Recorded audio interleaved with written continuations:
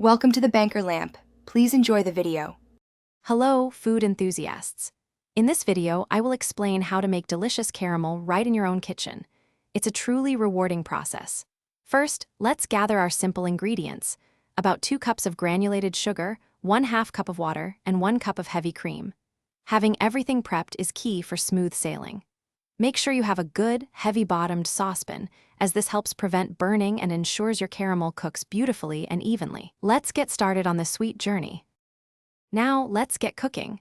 Pour your 2 cups of granulated sugar and 1/2 cup of water into your heavy-bottomed saucepan. Place it over medium-high heat. Allow the mixture to come to a full, rolling boil. This initial stage dissolves the sugar. It's crucial not to stir the syrup once it starts boiling. Stirring can cause sugar crystals to form, leading to a grainy texture. Instead, you can gently swirl the pan from time to time to help the sugar cook evenly. This next step is where the magic happens.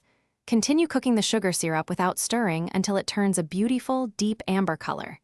This usually takes about 8 to 12 minutes. As soon as it reaches that perfect hue, remove the pan from the heat to stop the cooking.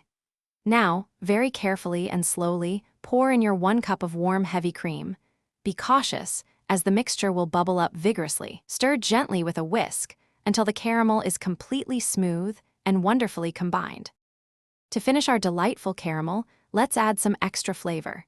Stir in about 1/2 teaspoon of salt and 1 teaspoon of vanilla extract. These additions truly enhance the caramel's depth and complexity. Once everything is well combined, let the caramel cool completely in the saucepan. This allows it to thicken to the perfect consistency.